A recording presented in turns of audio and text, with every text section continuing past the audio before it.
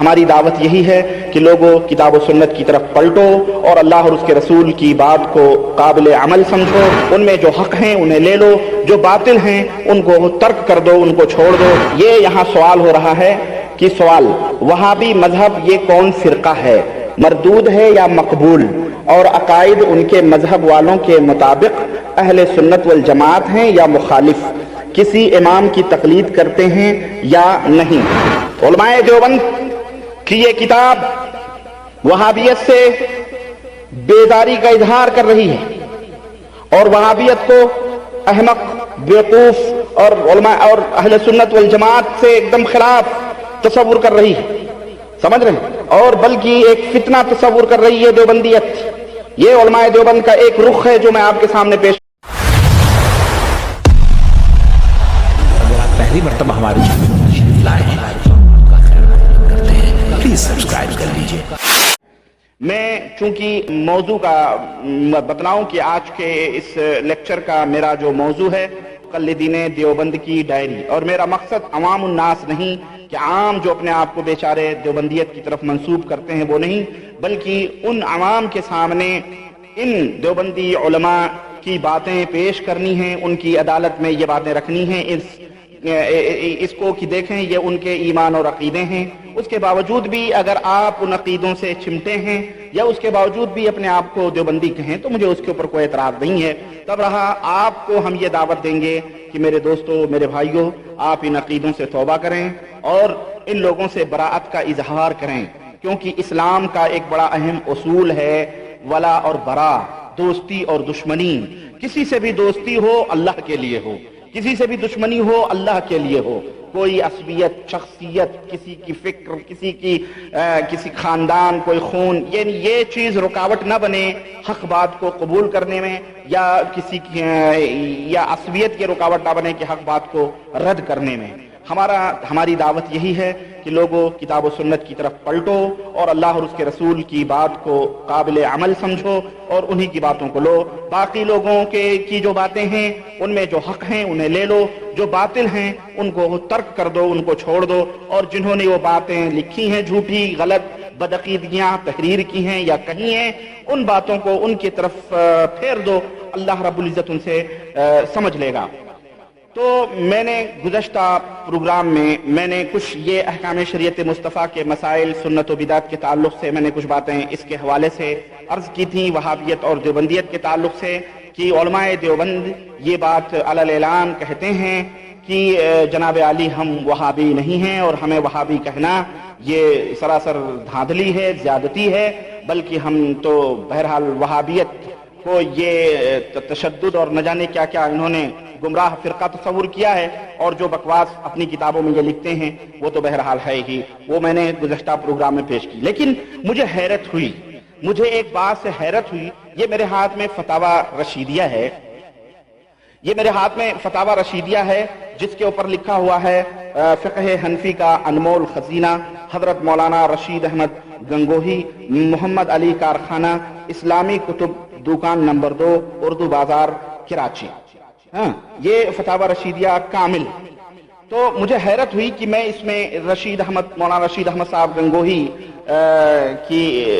کی باتیں میں پڑھ رہا تھا، تو ایک جگہ کسی نے ان سے سوال کیا کہ جناب وہابیوں کے عقائد، فتاوی رشیدیہ مکمل عکسی 224 نمبر، یہ یہاں سوال ہو رہا ہے کہ سوال وہابی مذہب یہ کون فرقہ ہے، مردود ہے یا مقبول، اور عقائد ان کے مذہب والوں کے مطابق اہل سنت والجماعت ہیں یا مخالف، کسی امام کی تقلید کرتے ہیں یا نہیں۔ یہ سوال کسی سائل نے مولانا رشید احمد گنگوہی سے کیا، تو مولانا رشید احمد صاحب گنگوہی لکھ رہے ہیں جواب کہ دیکھیں، غور کریں، یہ بھی دیوبندی مولوی ہے جو مفسر قرآن ہے دیوبند کا، لیکن ان کی باتوں میں ٹکراؤ کتنا ہے آپ اس سے اندازہ لگائیں۔ جو پچھلے لیکچر کو سن چکے ہیں کہ جنہوں نے وہابیت کو نہ جانے کیا کیا غلیظ گالیاں دی ہیں،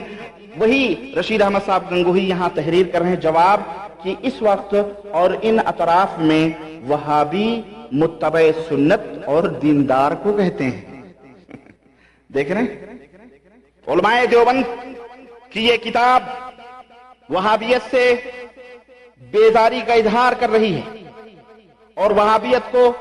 احمق، بیوقوف اور علماء اور اہل سنت والجماعت سے ایک دم خلاف تصور کر رہی ہے، سمجھ رہے ہیں، اور بلکہ ایک فتنہ تصور کر رہی ہے دیوبندیت۔ یہ علماء دیوبند کا ایک رخ ہے جو میں آپ کے سامنے پیش میں نے کیا، اور یہ دوسرا رخ ہے ان کے بزرگان کا، رشید احمد گنگوہی صاحب کا، جو لکھ رہے ہیں کہ اس وقت اور ان اطراف میں وہابی متبع سنت اور دیندار کو کہتے ہیں، باقی بندہ آپ کو دعا گو ہے، سب امور کے لیے دست بدعا ہے، فقط والسلام۔ آئی سمجھ میں بات؟ یہ ان کے گرو گھنٹال ہیں شاہد صاحب کے، ہاں گرو گھنٹال کی یہ بات ہے۔ چلیں آگے بڑھتے ہیں ہم۔ یہ ایک رخ دکھانا تھا، اور یہ کتاب میرے پاس کئی پہلوں سے موجود تھی، بس میں نے ایسے ہی پلٹنا شروع کیا اس میں، تو بہت ساری باتیں ہمیں اس کے اندر ملی ہیں، لیکن بہرحال میں ان مسائل میں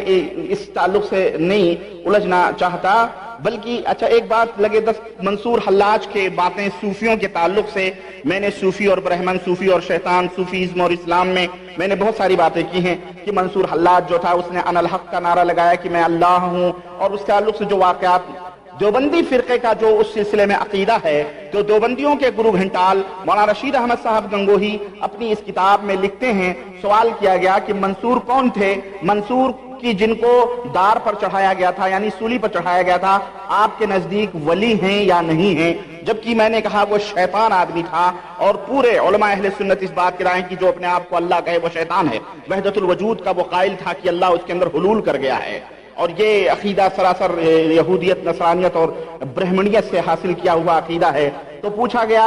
رشید احمد صاحب گنگوہی سے کہ وہ ولی ہیں یا نہیں ہیں، اگر ولی ہیں تو یہ کون سی منزل میں تھے، قرب نوافل میں یا قرب فرائض میں؟ یہ صفحہ نمبر 222 ہے۔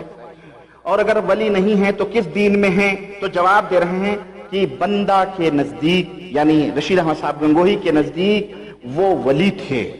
کون ولی تھے؟ منصور حلاج، وہ ولی تھے،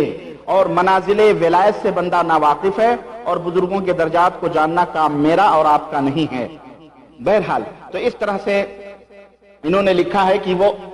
ولی اللہ تھے۔ یہ دیوبندیت کا عقیدہ ہے کہ وہ منصور حلاج جس کو کفر کی وجہ سے اس کے اوپر فتویٰ لگایا گیا، اور علماء اہل سنت والجماعت نے بغداد کے اندر اس کو قتل کا بہرحال فتویٰ دیا اور اس کو قتل کیا گیا، اس تعلق سے ان کی یہ